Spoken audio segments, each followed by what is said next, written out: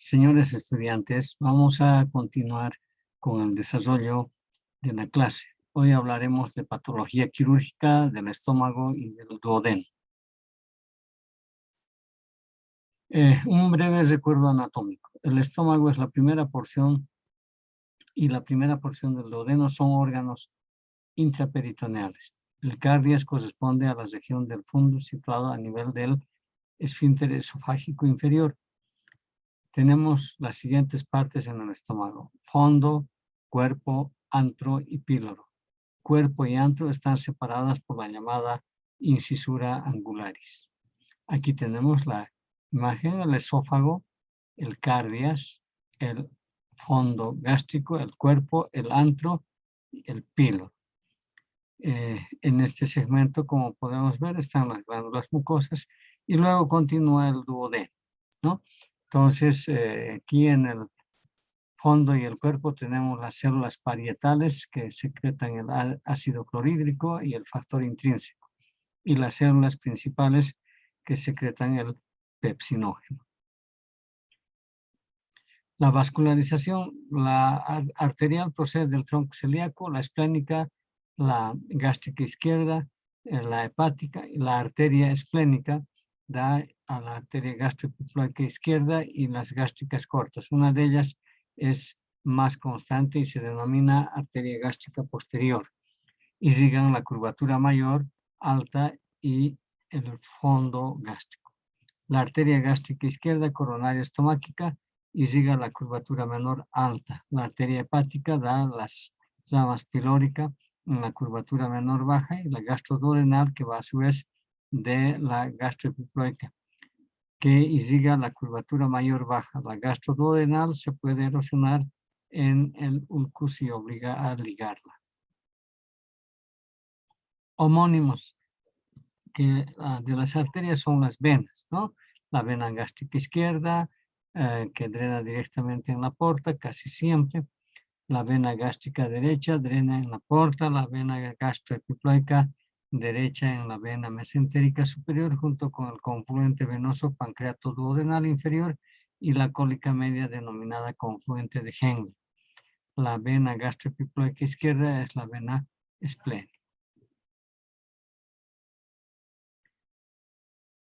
Aquí tenemos una imagen del estómago con la irrigación, ¿no?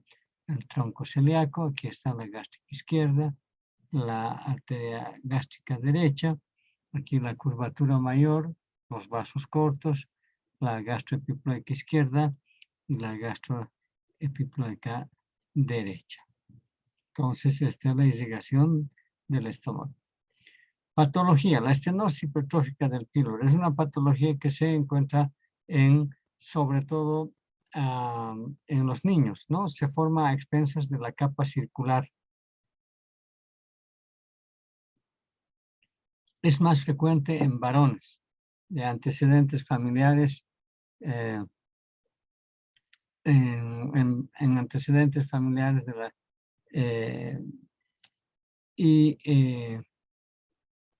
pacientes primogénitos, ¿no?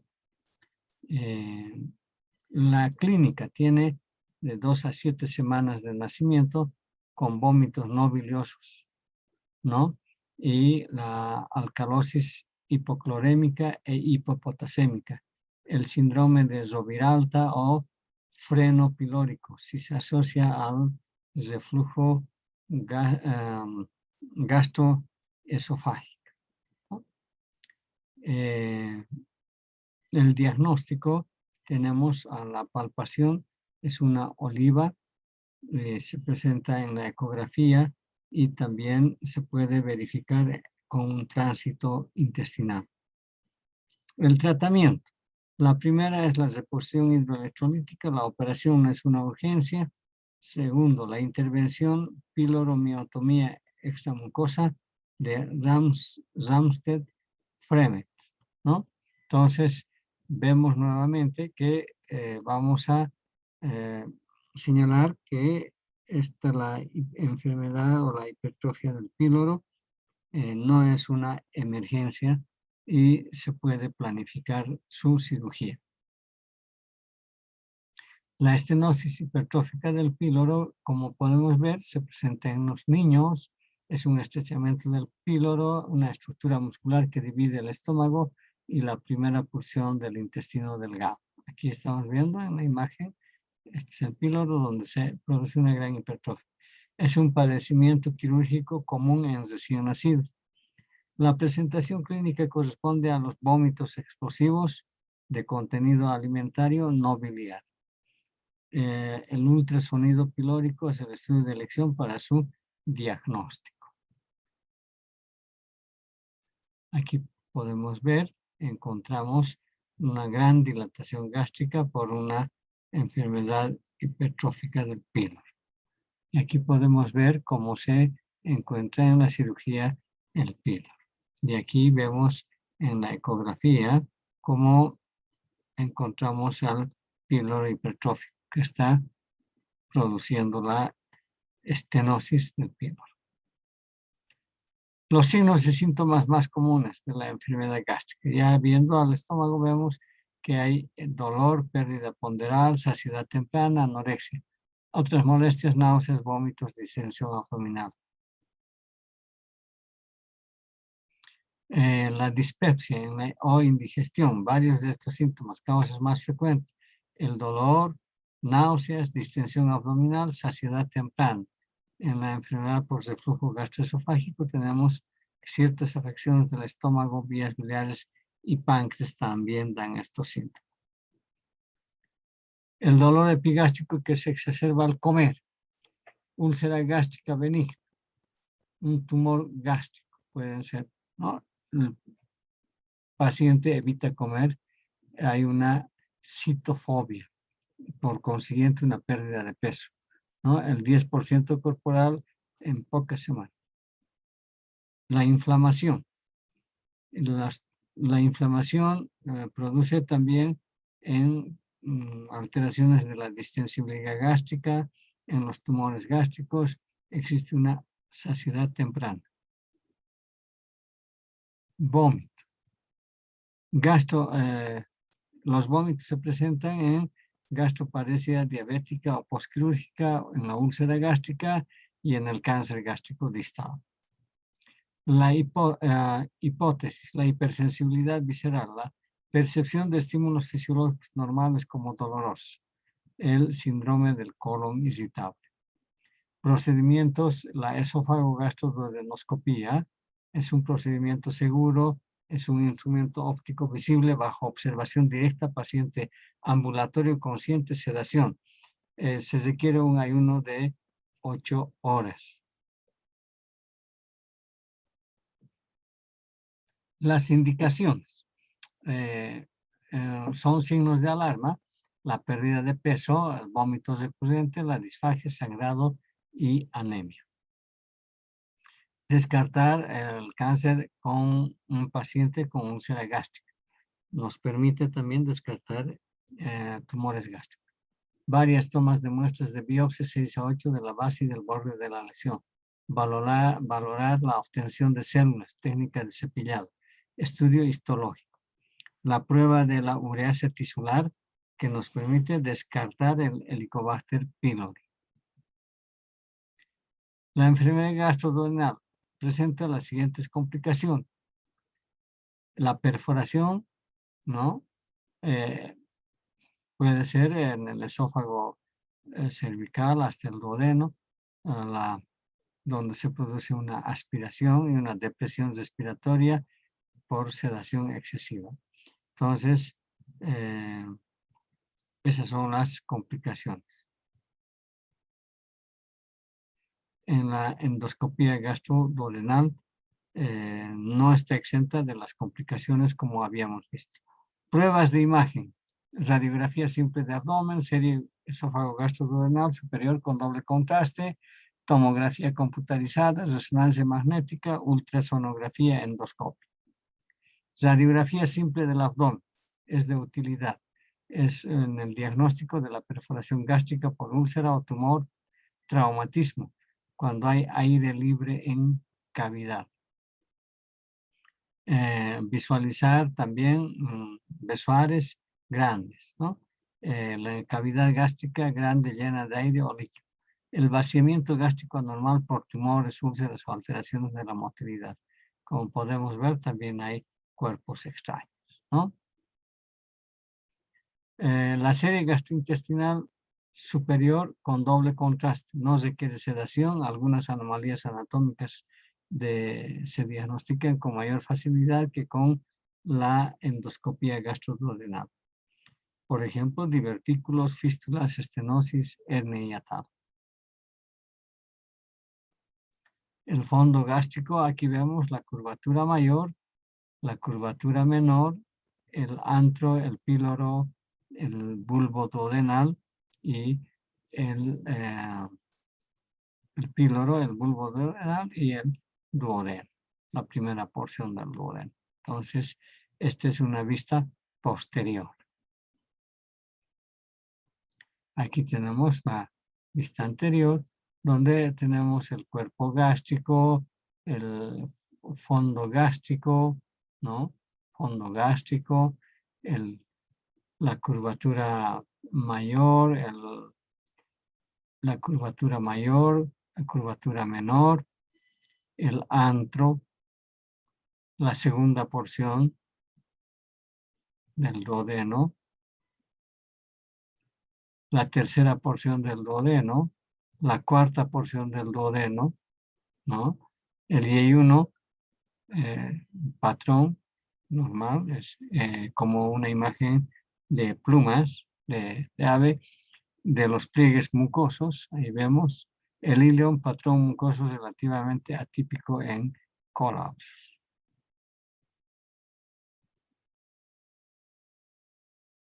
Me olvidaba decir que la radiografía se toma a los 15 minutos de haber administrado el contraste por vía oral. Las características radiológicas de las úlceras en el estómago son benignas. Son cráteres que se extienden más allá de su luz del estómago. Las malignas no rebasan la luz gástrica. Los pliegues gástricos con distribución radial en las benignas y en las malignas los pliegues gástricos en paralelo. La tomografía computarizada en la resonancia magnética, casi todos los casos de la enfermedad gástrica significativa se diagnostican sin recurrir a estos estudios complejos. No obstante, en casi todos los pacientes con tumores gástricos malignos, uno u otro deben formar parte del estudio para determinar la estratificación.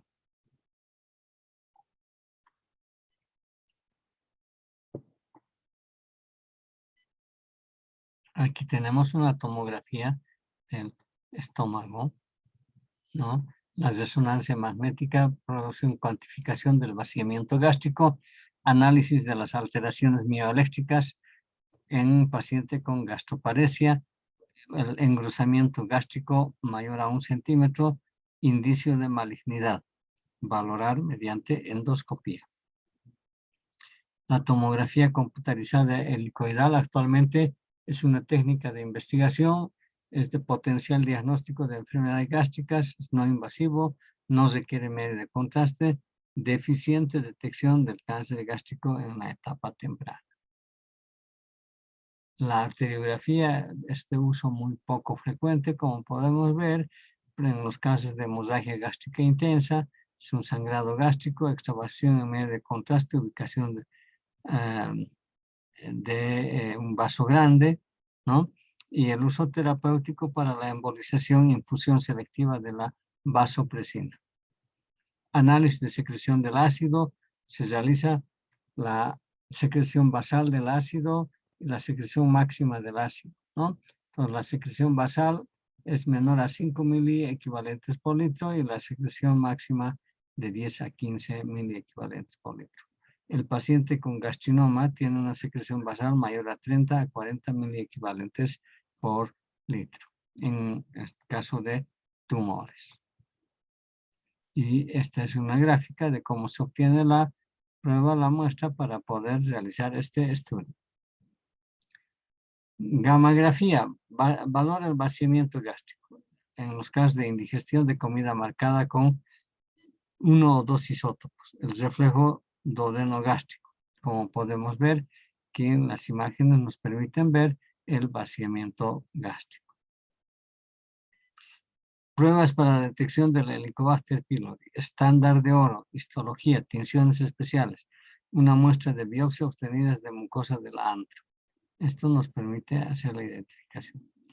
Y vamos a ver ahora un poco, nos vamos a detener en la enfermedad ulceropéptica. La úlcera se define como una brecha, como una solución de continuidad en la mucosa del tracto alimentario que se extiende a través de la submucosa o a mayor profundidad. Su mayor prevalencia se da en el duodeno y en el estómago, diferente de la erosión que solo se mantiene dentro de la mucosa, pero sin brecha de la muscular y de la mucosa. La fisiopatología, tenemos la acción de los AINES, de otros. Donde no existe ácido, no hay úlcera, ¿no? Aquí tenemos el Helicobacter pylori y los tumores, el gastrinoma. Entonces, los AINES, otros, Helicobacter pylori y gastrinomas.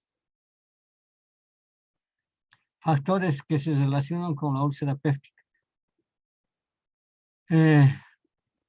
Uso de medicamentos, AINES, el antiinflamatorios no esteroideos, la infección por el Helicobacter pylori desconocidos y otro grupo, ¿no?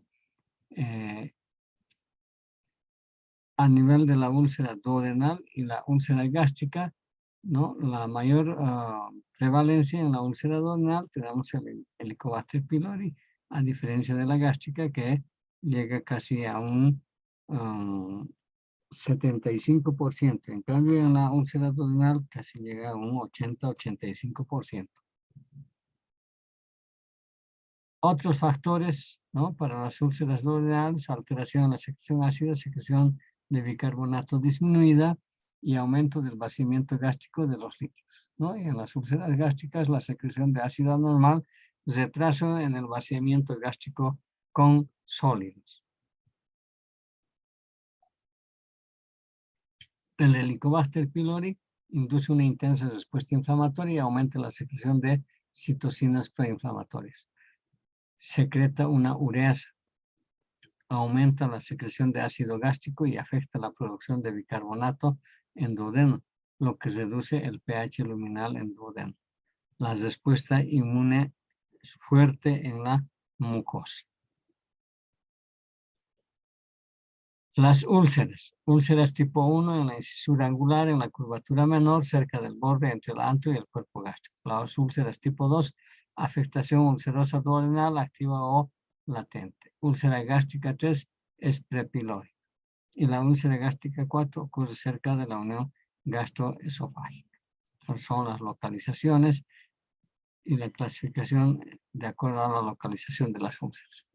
Entonces aquí tenemos el tejido, cómo se encuentra en un tejido normal, donde se encuentra la lesión, donde hay un aumento de daño, alteración de las defensas y la formación de la úlcera péptica. Como podemos ver acá, tenemos aquí las musculares de la mucosa, ¿no? Las musculares de la mucosa, donde generalmente se basa ese límite. El cuadro clínico, dolor corrosivo, urente o punzante en epigastrio, dolor tiende a empeorar por la noche y suele aparecer de 1 a 3 después de las comidas. El dolor es aliviado por los álcalis, náuseas, vómitos, meteorismo, eructos y pérdida de peso significativa son datos adicionales. En la úlcera penetrante, el dolor se irradia a la espalda, hipocondrio izquierdo o tórax. Diagnóstico. En pacientes jóvenes con dispepsia o dolor epigástrico puede ser apropiado iniciar el tratamiento empírico de la enfermedad ulcerosa péptica sin pruebas confirmadoras. En todos los individuos mayores de 45 años con los síntomas anteriores debe efectuarse una endoscopía alta y en todos los enfermos. Al margen de su edad debe llevarse a cabo este estudio si se presenta cualquier síntoma alarmante. Puede ser útil un buen estudio radiológico gastrointestinal alto con doble contraste. En todas las úlceras gástricas deben formarse de forma adecuada biopsias y en cualquier sitio de la gastritis para descartar Helicobacter y solicitar valoración histológica. Puede estar indicada en pruebas adicionales para Helicobacter. Cráter bien definido con pliegues mucosos radiantes que se originan en el borde de la úlcera, ¿no? Y aquí vemos la úlcera.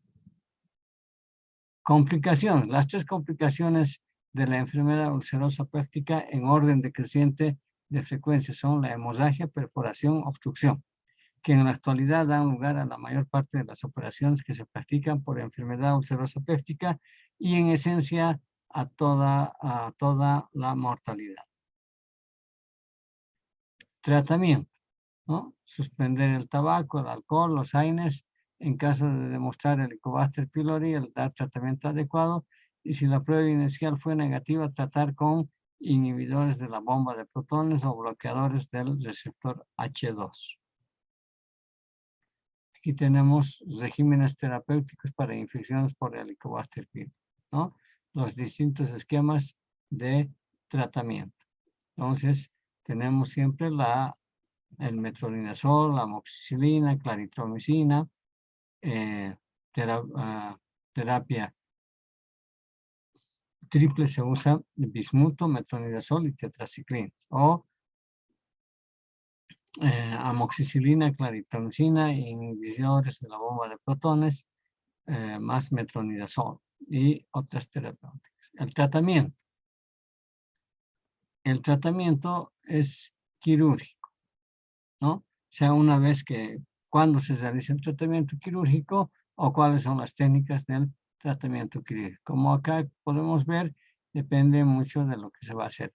Tenemos las técnicas no resectivas, ¿no? Donde se realizan la vagotomía troncular, vagotomía selectiva y la vagotomía ultraselectiva. Entonces, vamos a ir viendo cuáles son las causas. Aquí tenemos la vagotomía altamente selectiva, es la que más se practica ahora. Tenemos los filetes que van a irrigar el cuerpo, el fondo y el cuerpo gástrico. Entonces se debe preservar los últimos 7 centímetros, ¿no? Donde tenemos la posibilidad de el pílori funcione sin problemas. Entonces, esta técnica reduce la secreción total del ácido gástrico en 65 a 75%. Se debe tomar los 2/3 aproximados.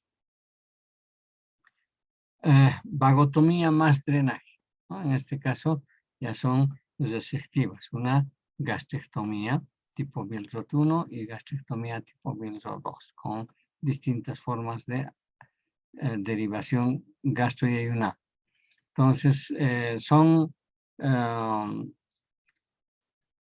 cirugías que pueden proceder a denervar el mecanismo de control antropilórico y en consecuencia requiere procedimientos para derivar el píloro, ya que se pueden presentar éstasis gástrica. La vagotomía y la antectomía tienen una tasa en extremo baja de recurrencia, siendo su desventaja una mortalidad un poco más elevada.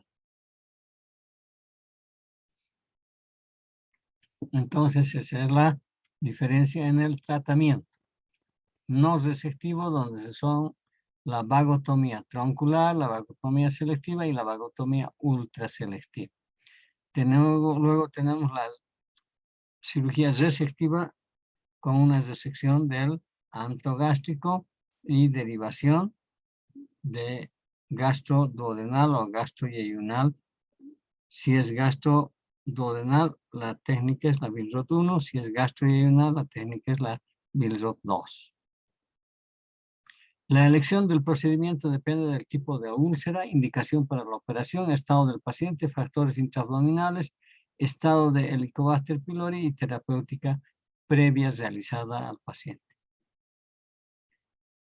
Otra vez, un repaso de las complicaciones, ¿no? La hemorragia. Entonces, ahora ya vamos a detenernos un poco más en las complicaciones, las que requieren tratamiento quirúrgico. Entonces, en la hemorragia se realiza la ligadura con sutura del vaso sangrante, la ligadura con sutura y operación no resectiva del vaso sangrante, resección gástrica. Indicaciones para la resección de la úlcera hemorrágica: sangrado masivo, necesidad de transfusión mayor de 4 unidades, en algunos se combinan más de 6 unidades de sangre. Sangrado microscópico o macroscópico intraluminal entre el esófago y el ángulo de Treitz.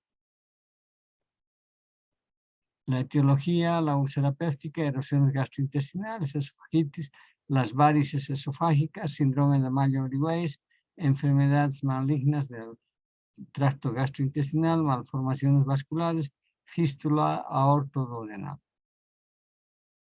Clasificación de la hemorragia del tracto digestivo superior, no varicial, úlcera péptica, síndrome de Mayer-Brugge, esofagitis duodenitis, úlceras infecciosas y úlceras producidas por AINES.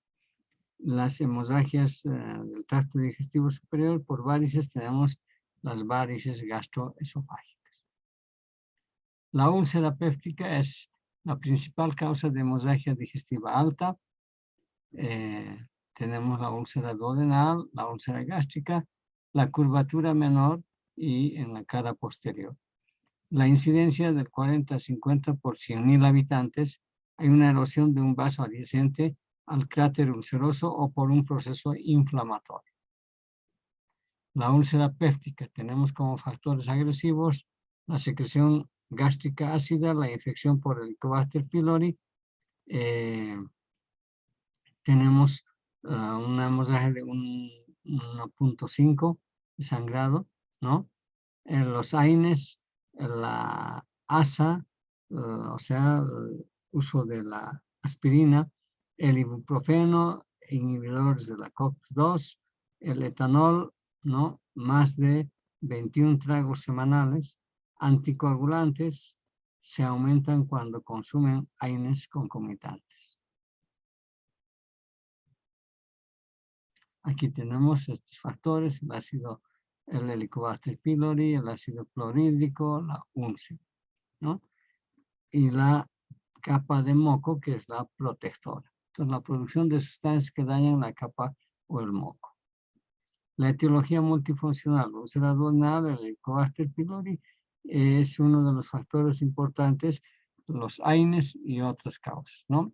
Ninguna puede ser un gastrinoma, Sollinger-Ellison, el uso del tabaco o el consumo del tabaco.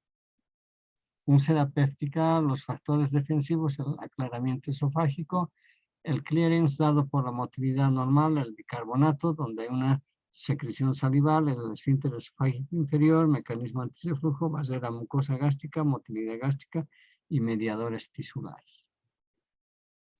La gastritis duodenitis erosiva se asocian a enfermedad de la base, ¿no? Traumatismo grave, sepsis, las úlceras de Curling, traumatismo encefalocraneano, la intervención quirúrgica del sistema nervioso central o nos pueden dar las úlceras de Cushing. Consumo crónico de AINES y alcohol.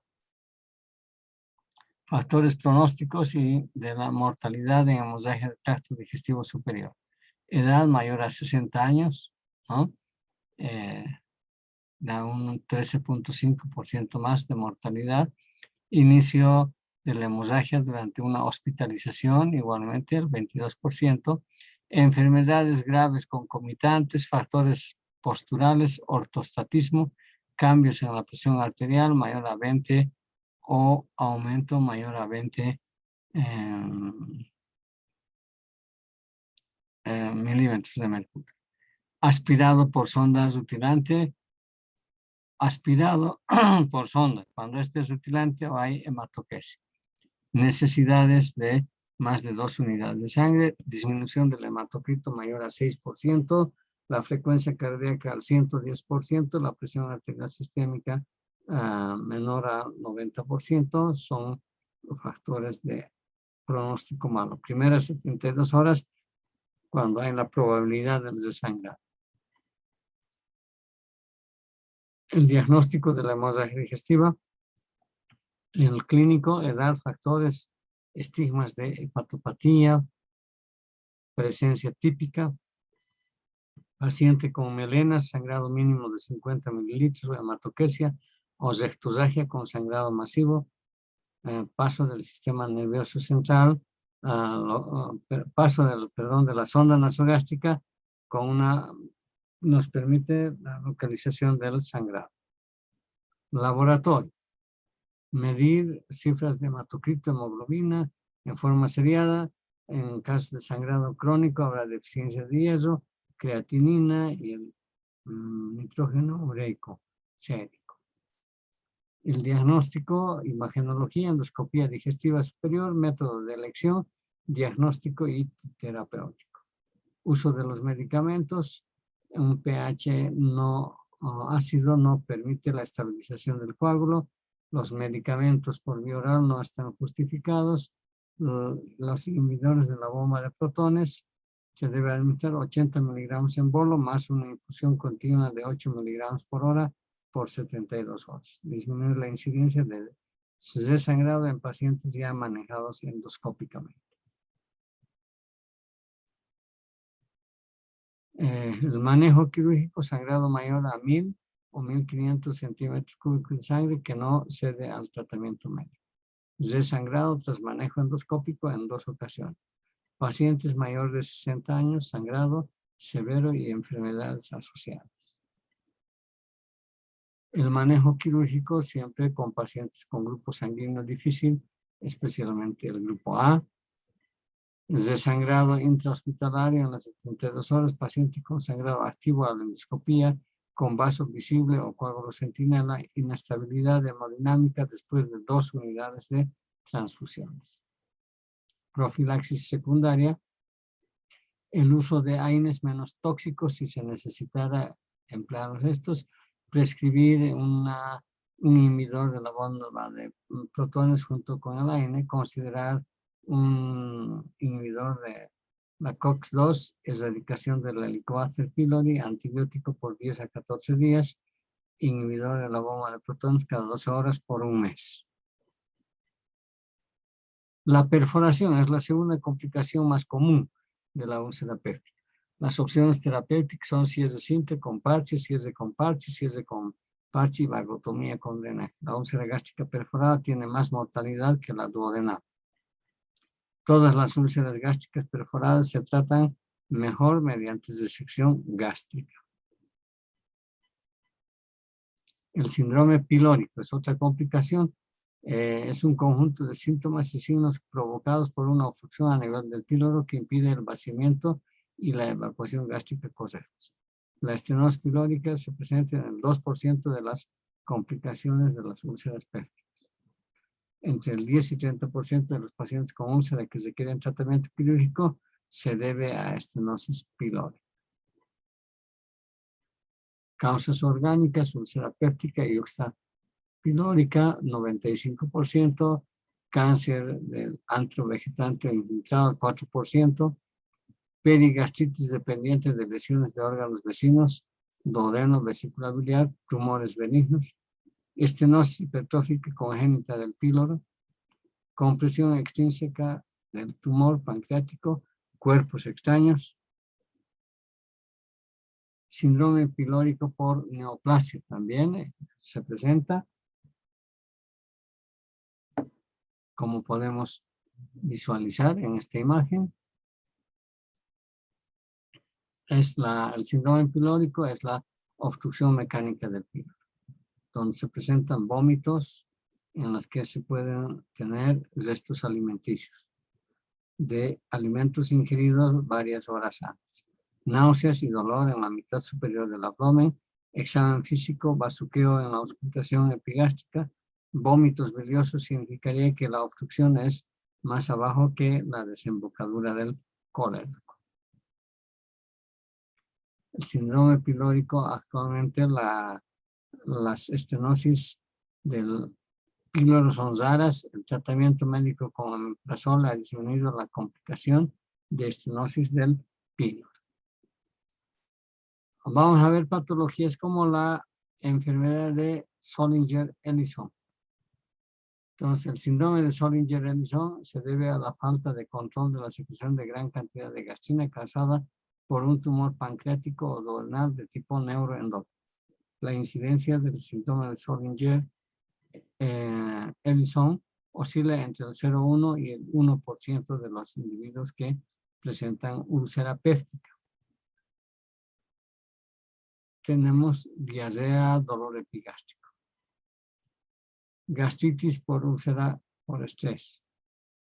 Se trata de un diagnóstico histológico. Si es agudo, hay infiltración de neutrófilos, pero si es crónico, existe presencia de linfocitos y o células plasmáticas, metaplasia intestinal y atrofia asociada. Puede estar asociada a los AINES, al consumo excesivo de alcohol, tabaquismo intenso, tratamiento con fármacos antineoplásicos, uremia, infecciones sistémicas. El cuadro clínico: dolor epigástrico variable, náuseas, vómitos, hemorragias francas, hematemesis.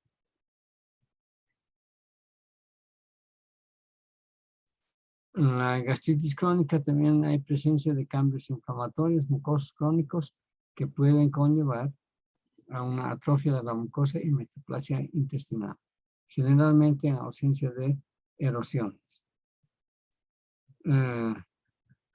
Los cambios epiteliales se pueden volver en displasias y posteriormente estas llegar a producir algún desarrollo de un tumor.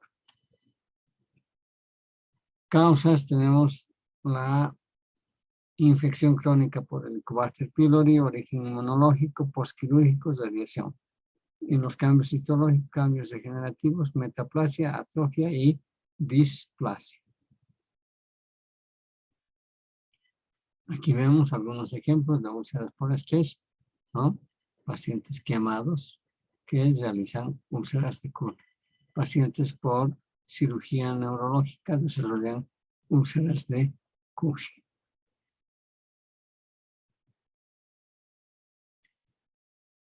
Los inhibidores de la bomba de Proton son el tratamiento de elección para la profilaxis, ¿no? Como podemos ver acá, se tienen lesiones que se observan más a menudo en zonas productoras de ácido, como el fondo y cuerpo. Hay una presentación más común que es la hemorragia digestiva. Si hay menos ácido luminal, se producen menos lesiones mucosas. Mantener el pH gástrico encima de 3.5 mediante infusión continua de bloqueadores H2. Aunque los inhibidores de la bomba de Proton son el tratamiento de elección para las profilaxis. Si se llega a la hemorragia, debemos de hacer endoscopía, dar vasopresina y embolizar. El último recurso de la cirugía con sutura de hemorragias principales o gastrectomía casi total, ¿no? La cirugía video asistiva. Vamos a ver los tumores gástricos benignos. Estos tenemos el linfoma gástrico, más del 95% son no Hodgkin, son de células beta por una gastritis crónica de bajo grado y de alto grado. El tumor gastrointestinal estomal surgen de las células intersticiales de Cajal, mutación de gen KIT, tirosina sinasa, sobreexpresión y las de células de epitelio de células en uso. Imitanib mesilato. Bueno, tenemos el tumor gastrointestinal estomal, que sería eso. Vamos a irnos ahora directamente a las neoplasias malignas del estómago. Tenemos el adenocarcinoma, el linfoma, tumor maligno del estroma gástrico, ¿no? Tenemos la frecuencia de los tumores benignos como los pólipos, leiomiomas, lesiones inflamatorias, páncreas, heterotipo y otros.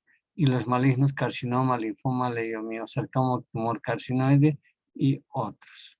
Entonces, como podemos ver, los tumores malignos son más frecuentes en el estómago y de ellos el carcinoma con el 87% de los casos.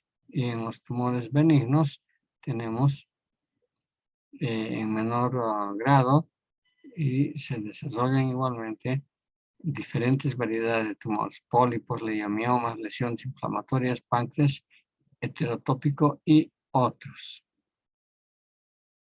De todos ellos, el pólipo es el tumor benigno muy frecuente. Bien, aquí tenemos un esquema de un seguimiento en 1900 casos, ¿no? Donde se han encontrado los distintos tipos de tumores, ¿no? El pólipo hiperplásico, el adenoma, la úlcera crónica, la gastritis atrófica, la gastritis besucosa, el remanente del estómago y el páncreas avesante. El adenocarcinoma tiene un aspecto macroscópico, polipoide, vegetante, ulcerativo, excisoso. Distribución, el 40% distal, 30% medio y 30% proximal en el estómago. Clasificación, el adenocarcinoma puede ser papilar, tubular, mucinoso, células en anillo de sello. El carcinoma adenoescamoso, ¿no? El adenocarcinoma ya vimos, ahora el carcinoma adenoescamoso, luego el carcinoma de células escamosas, carcinoma de células pequeñas y carcinoma sin diferenciar y otros tipos de tumores. Entonces, tenemos el cáncer gástrico temprano, se limita a la mucosa y submucosa, ¿no? Y tenemos el 10% de los cánceres gástricos tempranos tienen metástasis a ganglio. El 70% son bien diferenciados y 30% poco diferenciados. La tasa de curación es del 95%. Entonces tenemos aquí tipo 1, tipo polipoide, tipo 2, plano, o sea, 2A elevado, 2B plano y el 2C deprimido. El tipo 3 es igualmente tumor que es deprimido, ¿no? Pero que abarca ya, vence las musculares de la mucosa. El tipo 2C y 3 tenemos aquí. Tipo 2C, tipo 3, ¿no? Que ambas se conjuncionan. Tipo 3 y tipo 2C igualmente acá. Tipo 2C y luego el tipo 3. Bien, esas son las formas de combinar. Manifestaciones clínicas del cáncer gástrico, pérdida de peso, saciedad temprana, dolor abdominal, náuseas, vómitos, distensión abdominal, linfadenopatías cervicales, subclaviculares y axilares. Valoración diagnóstica. La endoscopía gastrointestinal superior y biopsia son el estándar de oro. Estadificación preoperatoria por tomografía computada abdominal y pelvis. Rastreo por PET scan. Como podemos ver aquí en la imagen, es la presencia de un tumor. Quimioterapia. El objetivo es resecar todo el tumor más la linfadenectomía, adecuada con márgenes amplios mayores a 5 centímetros, ¿no? La gastrectomía radical, las reconstrucciones casi siempre en gastroileonostomía tipo Bilro 2 o IEDESUX, con una mortalidad del 2 al 5%. Los ganglios linfáticos igualmente pueden ser las distintas estaciones, grupo 3 al 6, grupos 1, 2, 7, 8 y 11, y el D3, 9, 10 y 12. El 5-fluoracilo y ácido fólico y la radiación de 4500 Gay-Lussac. El cáncer gástrico temprano se produce o se debe realizar una resección endoscópica mayor a 3 centímetros, menor a 3 centímetros.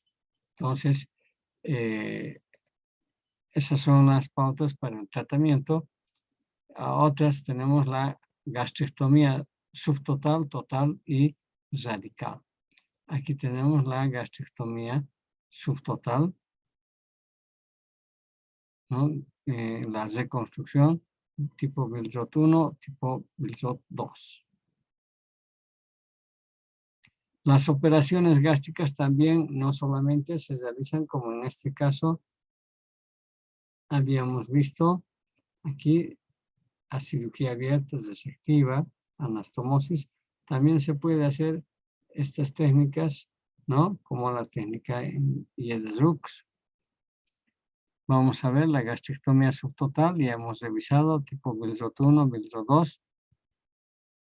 Y aquí tenemos la gastrectomía total, la reconstrucción en IR-Dux con el intestino delgado. Las operaciones gástricas en la actualidad también ya se realizan por vía laparoscópica, ya que el